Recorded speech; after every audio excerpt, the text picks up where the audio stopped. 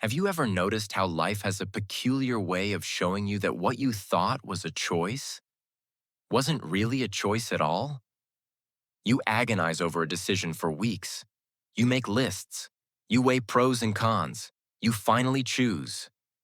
And then, looking back, you realize it was always going to unfold exactly this way. The choosing was theater. The outcome was already in motion. I've been fascinated by this for a while now, not just as an intellectual puzzle, but as a lived experience. Again and again, I find myself at what feels like a crossroads, convinced I'm the author of my next move. And again, life reveals. There was only ever one path. The fork in the road was a mirage. Today, we're going to explore something that might initially sound unsettling, but could actually be the most liberating realization you've ever had. What if the self that thinks it's choosing doesn't actually exist? What if choice itself is the ultimate illusion, and recognizing this is the doorway to true freedom? We live in what's called the age of choice. Go to any supermarket and count the cereal brands. Open a streaming service and drown in options. Swipe through dating apps with thousands of potential partners. We're told this abundance is freedom, that having choices is what makes us human, dignified, autonomous. But here's what nobody talks about. Choice is exhausting. Psychologists have a term for it: decision fatigue. Every choice depletes a finite resource. By the end of the day, you're choosing what to have for dinner with the same mental capacity you'd use to pick lottery numbers. And it's not just fatigue, it's anxiety, regret, the constant haunting question: did I choose correctly? I remember a time when I was deciding between two job offers. I made spreadsheets, I consulted friends, I meditated on it, I lost sleep. I finally chose one, and within a month, the other company went through massive layoffs. Everyone told me, you made the right choice. But here's what stuck with me. I didn't make the right choice. The choice made itself. Something in me knew, beneath all the mental gymnastics, which door would open. The deliberation was just my ego needing to feel like it was in control. The Stoic philosopher Epictetus said, "We cannot choose our external circumstances, but we can always choose how we respond to them." But what if even that response isn't really chosen? What if, given who you are in that exact moment, every experience you've had, every neural pathway that's been carved, every word you've ever heard, there was only ever one way you could respond? This is where it gets metaphysical. Because if you trace any decision back far enough, you find an infinite web of causation. Your choice of career was influenced by a teacher's comment in third grade, which was influenced by that teacher's own childhood, which was influenced by their parents' migration patterns, which was influenced by economic forces, which was influenced by... Where does it end? Where in this infinite chain does your free choice actually enter? The mystic Meister Eckhart wrote, "The eye with which I see God is the same eye with which God sees me." What if choice is the same? The self that thinks it's choosing and the universe that's unfolding are the same movement, seen from different angles. In Advaita Vedanta, one of the oldest spiritual philosophies from India, there's a concept called the witness. It's the awareness that observes thoughts, emotions, and decisions arising, but is not itself involved in the choosing.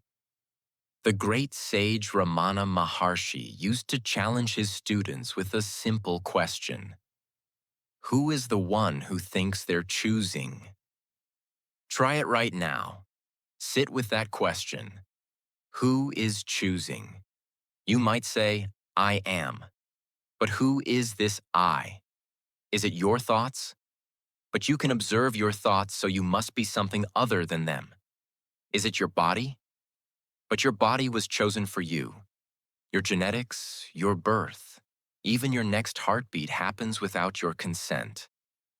Is it your personality? But you didn't choose your temperament, your early conditioning, the culture you were born into. Let this sink in. When you really look, you can't find a separate, autonomous self that stands apart from existence and makes choices about existence. What you find instead is seamlessness, life living itself, awareness aware of itself, the Tao moving according to its nature. In the Tao Te Ching, Lao Tzu describes this as Wu Wei, often translated as effortless action or non-doing. It doesn't mean passivity. A river isn't passive, but it doesn't choose to flow downhill. It simply expresses its nature. A tree doesn't choose to grow toward sunlight. It responds to what it is and what is around it in perfect, unconscious intelligence. The Sufi poet Rumi wrote, "You are not a drop in the ocean. You are the entire ocean in a drop." What if your choices aren't yours, but the universe choosing as you? Not in a fatalistic way, but in a way that includes your deliberation, your preferences, your agency as part of the total movement? Here's a thought experiment. Think of a decision you're facing right now, or one you recently made. Now ask yourself, could you, in this exact moment, with your exact history, your exact state of mind, your exact information, could you have chosen differently? Really sit with this. Not theoretically, not if you were a different person, but as you actually are. Most spiritual traditions point to the same insight. The separate self, the ego that believes it's the author of its life, is a construction, a useful fiction for navigating daily life, but ultimately, a mirage. The Buddhist teaching of anatta, no self, says this explicitly. What we call I is a process, not an entity, a verb, not a noun, and a process doesn't choose. It unfolds. This isn't determinism in the mechanical sense. It's not saying you're a robot following code. It's subtler. It's recognizing that what you call choice is the intersection point of infinite causes. Karma, if you want to use that framework, or conditioning, or the collective unconscious, or simply the vast web of interconnection that includes everything. And here's the paradox. The moment you stop believing in the separate chooser, you don't become paralyzed. You become free. Okay, so if there's no choice, why do we still deliberate? Why make plans? Why care about anything? This is where a lot of people get stuck with this teaching.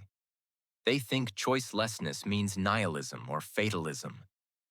If I have no free will, why even get out of bed? But here's what they're missing. The experience of deliberation, preference, desire, all of that still arises. The difference is, you're no longer identified with it. You're no longer clinging to outcomes, obsessing over whether you chose correctly, drowning in regret or self-blame. The Bhagavad Gita speaks to this beautifully.